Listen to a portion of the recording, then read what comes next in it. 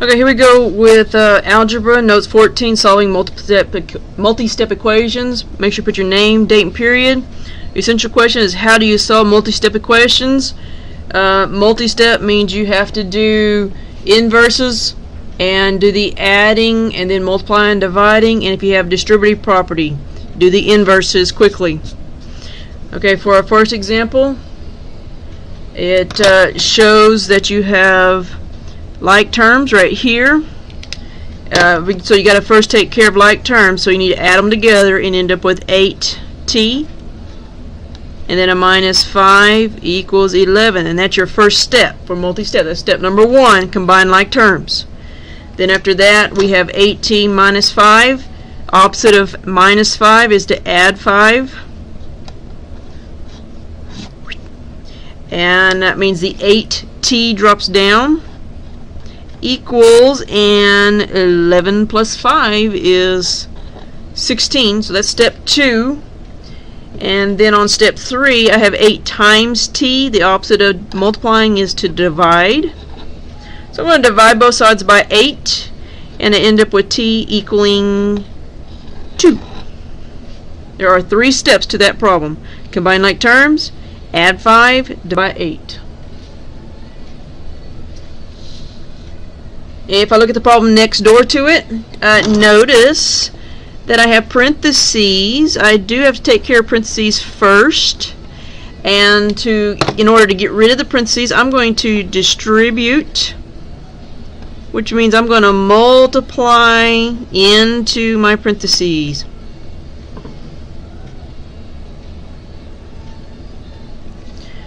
So I'm going to first write my 5a. I don't want to lose it. And then plus 3 times a. Well, there's an understood 1 in front of that, so 3 times 1 is still going to be 3a. And then plus sign, and 3 times 2 is 6. And it equals 22. Then our next step is to know that I have a 5a and a 3a. That's going to be our next step. Combine like terms. 5a plus 3a is now 8a, plus 6 is equal to 22. So first step, distributive property. Second step was combine like terms, and now I'm into a 2-step. I have an addition of 6, so I have to subtract 6, do the inverse. The 8 drops down, so I have 8a equals, and 22 minus 6, I believe, is 18. Nope, that's not 18. That is 16. Let me get my white out. Okay, there we go. That is 16. And now I need to divide by 8. Last step, divide by 8 both sides, and a is equal to 16 divided by 8, which is once again 2. So this one actually had 4 steps. You distribute, combine like terms, subtracted 6, and then divided by 8. That had 4 steps to that problem. Alright, looking at number 3 here. First thing I got to do, if I'm looking at that problem, I see that I have 2 d's. I have a 9 minus 4. 9 minus 4 is now 5.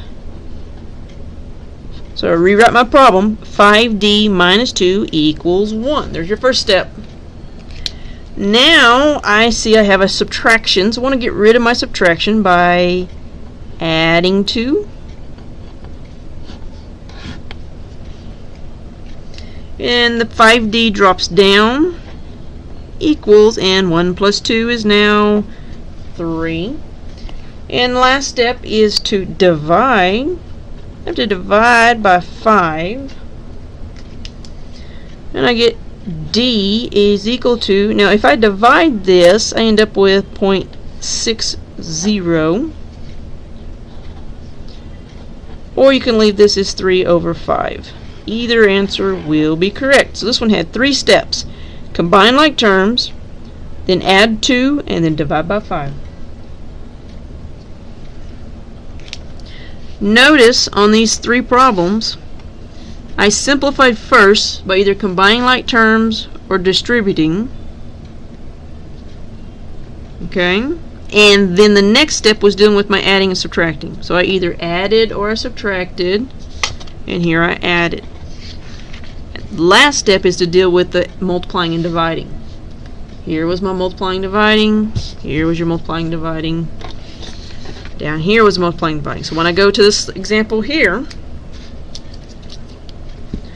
notice once again I have parentheses. To get rid of parentheses, what do you got to do? Distribute. Multiply that sucker in. So I'm going to have the 2x plus 7 times the understood 1 in front of the x would be just 7x. And then 7 times a negative 3 would be a negative 21. Now I'm looking for like terms. Like terms anywhere. I see that I have x's. 2x plus 7x is now 9x. Okay? There's the second step. Third step is I'm dealing with adding or subtracting. Here I notice I have a minus 21, so that means I'm going to add by doing the inverse.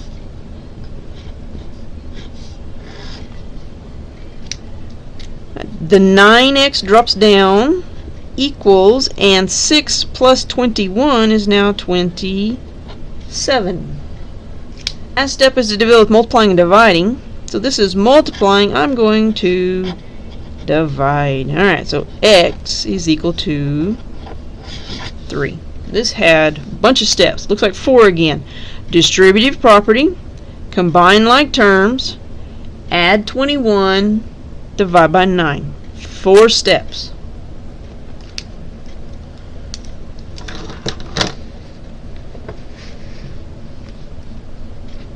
Okay. If I look at the last little example here before I go to the next page, I notice I got something scary out front. I have 5 over 6 is a fraction, and then I have the distributive, then I have the parentheses. And it equals 10. Now I'm going to do something kind of tricky. Is that this fraction here is kind of scaring me just a little bit. So I'm going to do a little trick with fractions that when it's outside my parentheses, I'm going to actually take the denominator and I'm going to multiply it on both sides. When I do 6 times 5, that gives me 30, and then I divide by 6. 30 divided by 6 means I'm right back at my 5. So basically this cancels each other out. So I have 5 parentheses 2y plus 4 equals, multiply 6 times 10 and end up with 60. Now I have simplified this fraction really quite nicely. Now, if I'm looking at things, these parentheses, I got to take care of those parentheses. I'm ready to get rid of it now since I got rid of that fraction out front. I'm going to multiply 5 times 2y and get 10y. And then 5 times 4 and end up with a positive 20. And that is equal to 60. At this point I'm done with my adding, subtracting. So this is adding 20. The inverse is to subtract 20. Alright, the problem drops down now to 10y is equal to, and 60 minus 20 is 40. Last step is dealing with multiplying and dividing, so I'm going to divide, do the opposite, which is the inverse, divide by 10, so those cancel out, and my answer is y equals 40 divided by 10 is just the number 4. Okay, so this had a bunch of steps here. Let's see here. We had to multiply by 6 to cancel out the fraction. Then we distributed. There's step 2. We subtracted 20. which was step 3, and then we divided by 10, which was step 4.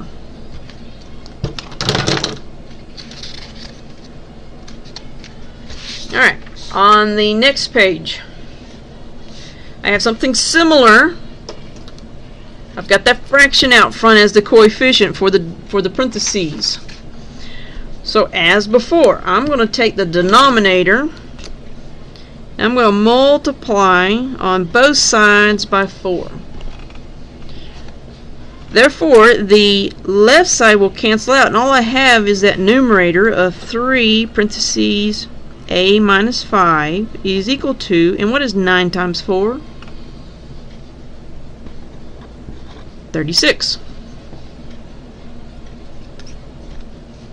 Okay. Next step.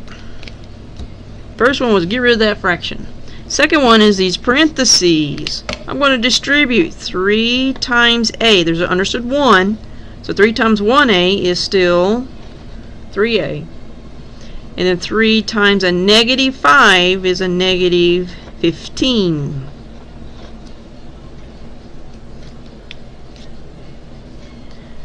Now I have 3a minus 15. I got to deal with the add and subtracting here. This is subtracting 15, so I'm going to do the opposite, which is add 15. Remember, that's the inverse. 3a drops down below, equals, and now I need 36 plus 15. I believe it's 51. Let me make sure I don't mess up like I did before. Yes, that is 51. Last step is now I'm going to divide by 3 on each side, and that gives me an answer. What is 51 divided by 3? That comes out to be 17. 4 steps. Get rid of the fraction, distribute into the parentheses, add 15, divide by 3.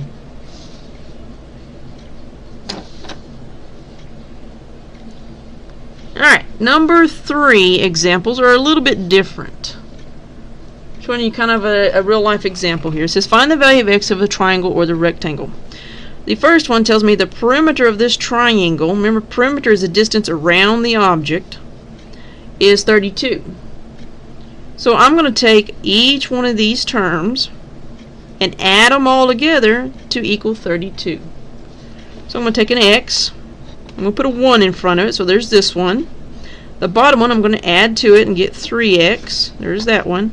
And now I need this one, plus I have a parentheses, x plus 7, close your parentheses, equals, and it has to equal a total of 32. Now they have parentheses on this side here, representing that there's a 1 here and an understood 1 on the outside. If I distribute the 1 in, 1 times 1x is still going to be 1x, and 1 times 7 is still going to be positive 7.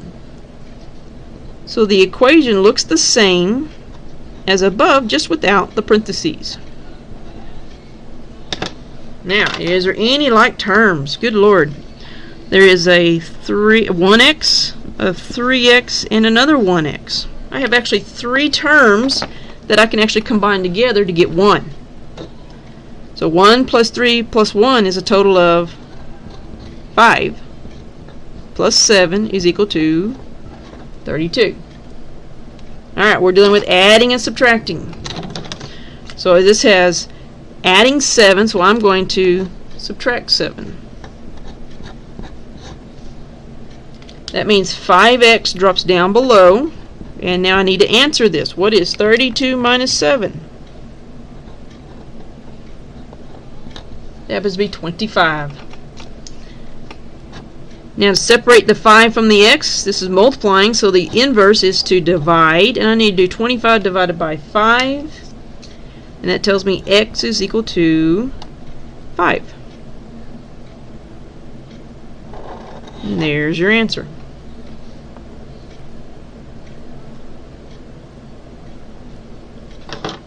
Okay, on the rectangle, they tell me the perimeter is 24, And then they tell me the bottom is 3x plus 1, and the right side is x plus 1. Now realize what's on the left side is also on the right side, and what's on the bottom is also on the top.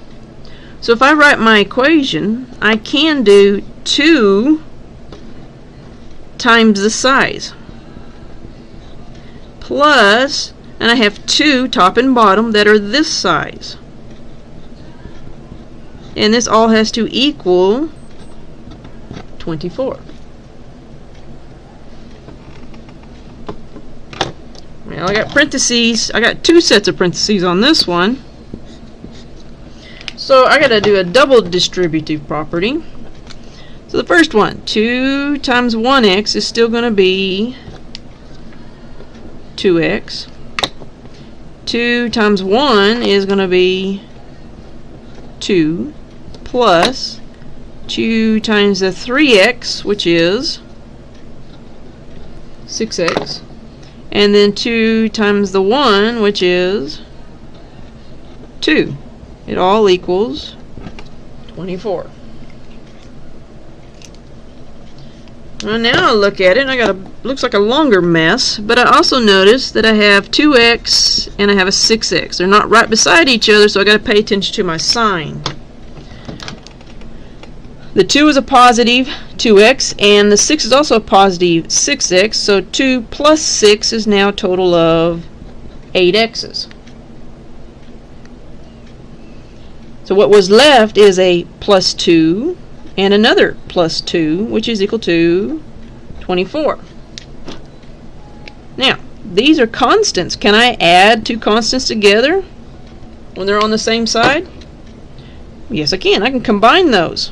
So I'll have 8x plus, and now that's 4, is equal to 24.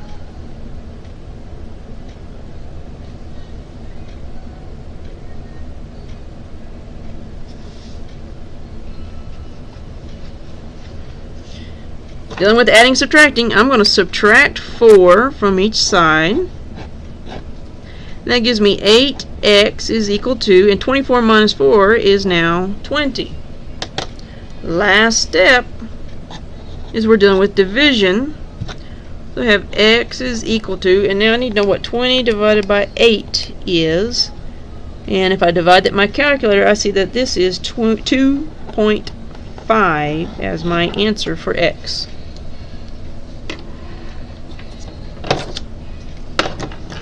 Okay. Make sure you have this all written down and answer your summary so you can have it in class on how do you solve multi-step equations.